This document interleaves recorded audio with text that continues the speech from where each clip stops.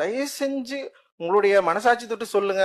உங்க குடும்பங்கள் சாதியா இல்லைன்னு, உங்க குடும்பங்கள்ல சாதி பிரைடு இல்லைன்னு, உங்க உறவுகள் சாதியா இல்லைன்னு, உங்களுடைய சடங்குகள் சாதியா இல்லைன்னு, அப்புறம் எந்த நம்பிக்கையில நீங்க பேசுறீங்க இப்ப எல்லாம் ஜாதியை பாக்குறது இல்லைன்னு? ஏன் நீ தொடர்ந்து ஜாதி பத்தியே பேசிட்டு இருக்கிற? இப்ப எல்லாம் ஜாதின்றது ஒண்ணுமே இல்லை, எப்படி நீங்க சினிமாவில் கொண்டு வரீங்க? நீங்க ஏன் பாட்டுல வைக்கிறீங்க? நீங்க அதுல வைக்கிறீங்க?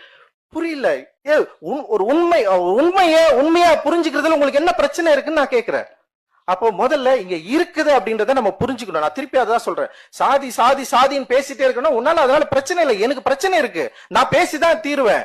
ஏன்னா அதனால நான் இன்னும் பாதிக்கப்பட்டிருக்கிறேன். இன்னைக்கு என்னோட சகோதரன் வெட்டப்படுறான், என்னோட சகோதரி வெட்டப்படுறா, காதலிக்கு பதில் வெட்டப்படுறான். அவ்வளவு பிரச்சனை நடந்துட்டு இருக்குங்க. அப்ப நான் பேசாம வேற யார் பேசுறது? நாங்கள் பேசாமல் யார் பேசுவது? நாங்கள் பாடாமல் யார் பாடுவது? சோ இத புரிந்து கொள்ள அட்லீஸ்ட் வேண்டுகோளே இதுதான். இதை புரிந்து கொள்ள முயற்சி செய்யுங்கள். நீங்க புரிஞ்சுக்க முயற்சி பண்ணாதான், நாம இதை புரிஞ்சுக்க முயற்சி பண்ணாதான் இத எப்படி சால்வ் பண்ணலான்ற இடத்துக்காக போய் நகர முடியும். ஆனா இங்க என்ன நடக்குதுன்னா, புரிந்து கொள்வதற்கு முன்னாடி இப்படி இல்லவே இல்லைங்க. இது இப்படி ஒரு பொய்யை வந்து உருவாக்குறாங்க. இது ஒரு மாயை. இது அப்படியெல்லாம் ஒண்ணுமே கிடையாது. இது எப்பவே ஒழிஞ்சிச்சு. ஒழியல ஒழிக்க வேண்டிய தேவை இருக்கு.